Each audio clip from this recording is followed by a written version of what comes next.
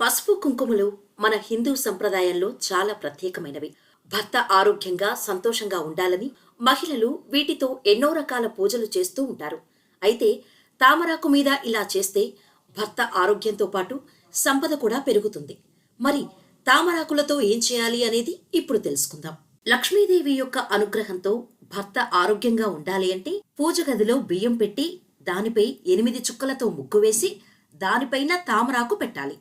ఈ ఆకు మీద దీపం పెట్టి అందులో విప్ప నూనె, ఆవ నూనె, ఆవు నెయ్యితో ప్రమిదలో ఒత్తులు వేసి దీపం వెలిగించి లక్ష్మీదేవిని పూజించాలి. ఈ పూజ చేసేటప్పుడు చేతికి పచ్చరంగు గాజులు ధరించాలి. ఇలా 21 రోజుల పాటు లక్ష్మీదేవికి దీపం పెట్టి పూజ చేస్తే సంపద పెరగటంతో పాటు పసుపు కుంకుమలతో నిండు నూరేళ్లు సంతోషంగా ఉంటారు. తామర తూడులతో ఒత్తులు చేసి వెలిగిస్తే శ్రీ మహాలక్ష్మీదేవి అనుగ్రహం లభిస్తుందని, తద్వారా అప్పుల బాధలు తొలగిపోతాయని, ఆర్థిక ఇబ్బందులు కూడా దూరమవుతాయని పండితులు చెబుతున్నారు.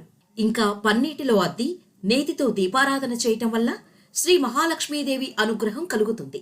అలాగే జిల్లేడు ఒత్తులతో దీపారాధన చేయటం వలన శ్రీ గణపతి అనుగ్రహం కలుగుతుంది. అధిక సంపద కలిగి దుష్టశక్తుల పీడ తొలగిపోతుంది. దీనితో పాటు వ్యాపార అభివృద్ధి, సమాజంలో ఉన్నత స్థానం లభిస్తుంది. అదేవిధంగా మంచి పత్తితో చేసిన ఒత్తులతో దీపారాధన చేస్తే ఇంట్లో దేవతలకు దోషాలు తొలగిపోతాయి.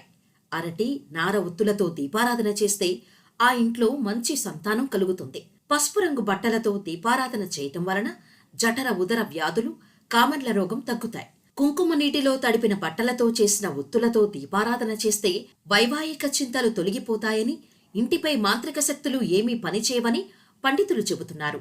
సహజంగా లక్ష్మీదేవి శుభ్రంగా ఉండే చోటకే వస్తుంది.